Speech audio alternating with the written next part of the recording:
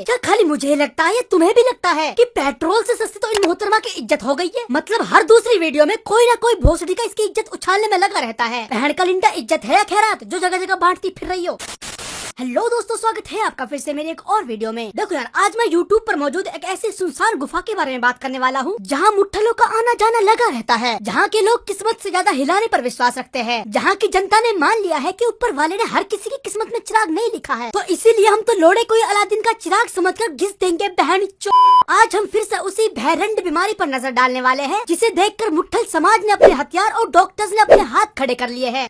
देखो, मैं ऑलरेडी इस पर 2 वीडियो बना चुका हूँ, इसलिए बिना हाइप करे सीधे मुद्दे पर आते हैं। आज मैं फिर से काजल पांडे / हवस की देवी के बारे में बात करने वाला हूँ। अब जिनको नहीं पता है हु इज काजल पांडे, तो इसके 2 ही कारण हो सकते हैं। या तो तुम सही में काफी सीधे हो, या फिर हिला हिला कर भोसड़ी के तुम्हारी यादें कमजोर हो चुकी है।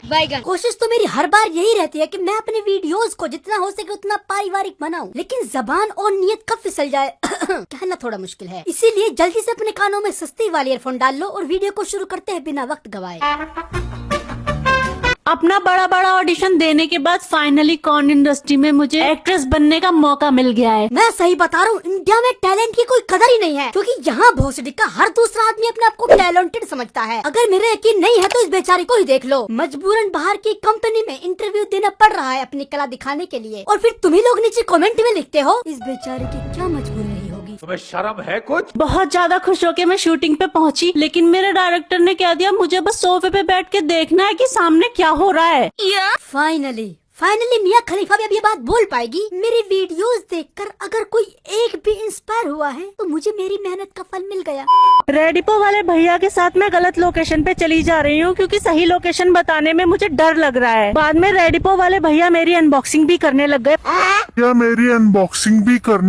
अरे कोई सा बताओ, मनाओ या समझाओ क्या मोहतरमा, अनबॉक्सिंग और चीर फाड़ में फर्क होता है। अगर तुझे नहीं पता है तो मैं बता दूं, अनबॉक्सिंग चीजों की होती है और चीर फाड़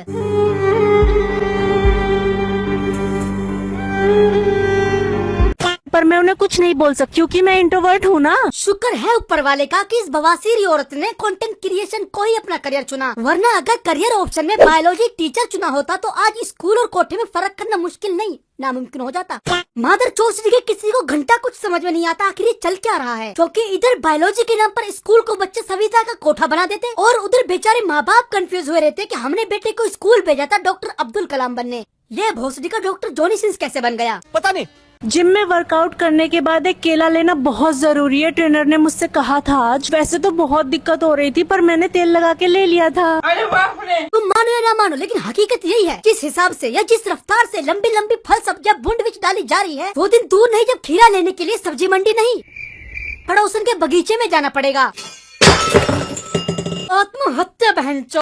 वैसे तो बहुत दिक्कत हो रही थी पर मैंने तेल लगा के ले लिया था। बाकी सब तो ठीक था, लेकिन केले का प्रमोशन करने का तरीका थोड़ा चिपचिपा था। अबे साले! मैं आज बहुत खुश थी क्योंकि मेरे दोस्त ने मुझे मीट खाने के लिए उसके घर पे इनवाइट किया था, पर जब मैं उसके घर पहुंची तो पता चला उसने मीट खाने के लिए नहीं बल्कि चूसने के लिए इनवाइट किया था। धोखा हुआ इस बेचारी के साथ। इंसानियत नाम की कोई चीज होती है यार, मतलब साथ में चूसने के लिए काला अंगूर तो दिए ही नहीं। क्या मतलब सरप्राइज को रिवील नहीं करते? Okay sorry. मेरे फेवरेट अंकल घर पे गुजिया खाने आए थे पर मैंने तो इस बार फेस्टिवल पे गुजिया बनाई ही नहीं। अंकल मेरे से नाराज होने लग गए, पर मैं उन्हें नाराज तो नहीं देख सकती ना, तो मैंने उन्हें अपनी स्पेशल पिंक वाली गुजिया खाने के लिए इनवाइट कर दिया। जब घर को ही कोठा बना दोगे तो मेहमान और कस्टमर में फर्क करना तो मुश्किल होगा ही। और करो बहन का लिंडा, घर में बाबू सोना, जादू टोना, रंडी रोना। काजल जी, मेहमान की इज्जत करनी होती है, उसको इज्जत देनी नहीं होती। तो मैंने उन्हें अपनी स्पेशल पिंक वाली गुजिया खाने के लिए इनवाइट कर दिया। तेरी गुफा तेरी गुजिया और वो भी पिंक, खाओ माँ कसम।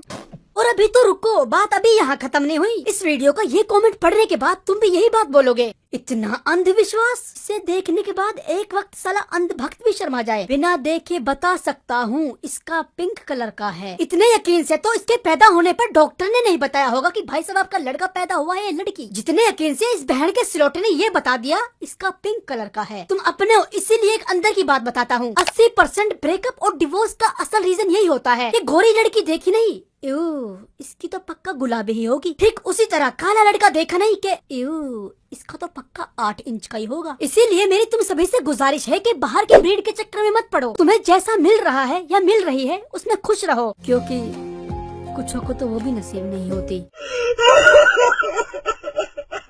फॉरेन वाला मेरा बॉयफ्रेंड मुझे बहुत याद कर रहा है, लेकिन मेरे पास तो पैसे ही नहीं है उसके पास जाने के। मैं तो फॉरेन नहीं जा पाऊंगी, लेकिन उसका दिल रखने के लिए मैं अपनी चड्डी पार्सल जरूर करूंगी। मैं अपनी चड्डी पार्सल जरूर करूंगी।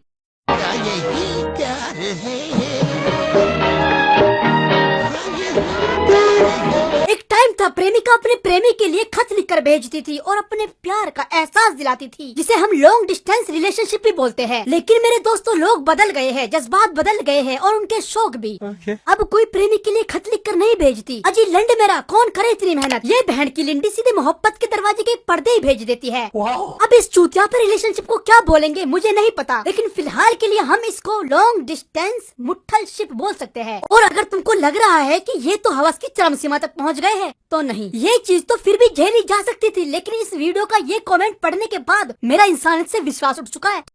10 दिन पहनकर बिना धोया भेजना, आय हाय हाय हाय, आथू, जहर दे दो कोई मुझे। कभी कभी मुझे लगता है क्या मैं ही ज्यादा समझदार हूँ, या केवल इन भोसड़ी वालों पर किसी ठरकुल्ले बाबा का आशीर्वाद है। आखिर इतनी हवस आती कहाँ से है इनमें। जॉब के इंटरव्यू के लिए मैं गई थी, जिसमें मैं सिलेक्ट भी हो गई हूँ। अब मैनेजर ने कहा है कि वो मेरे साथ दबा के काम करेगा। देखो, जो भी मेरी ये वीडियो देख रहा है, मेरा एक सवाल है तुम सभी से। क्या खाली मुझे लगता है या तुम्हें भी लगता है कि पेट्रोल से सस्ती तो इन मोहतरमा की इज्जत हो गई है। मतलब हर दूसरी वीडियो में कोई ना कोई भोसड़ी का इसकी इज्जत उछालने में लगा रहता है। कभी रैपिडो वाला, कभी इसका दोस्त, कभी इसका फेवरेट अंकल, और अब तो इसका मैनेजर भी। बहन का लिंडा इज्जत है या खैरात, जो जगह जगह बांटती फिर रही हो।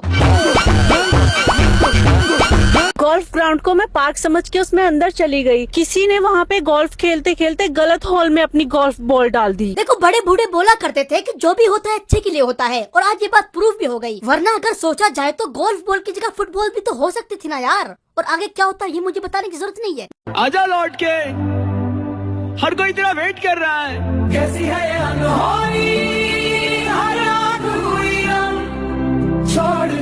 देख भाई, हाथ जोड़ के विनती करता हूँ, जिस किसी ने भी मेरी गुड़िया बना रखी है, प्लीज यार यूट्यूब वाली पिन निकाल दे। इतनी एक्स्ट्रा मेहनत कर रहा हूँ और पिछले 3 साल से यूट्यूब पर घिस रहा हूँ, लेकिन फिर भी अभी तक चैनल मोनेटाइज नहीं हुआ है। तो थोड़ी दरिया दिली दिखाकर भाई बस यूट्यूब वाली पिन निकाल दे प्लीज।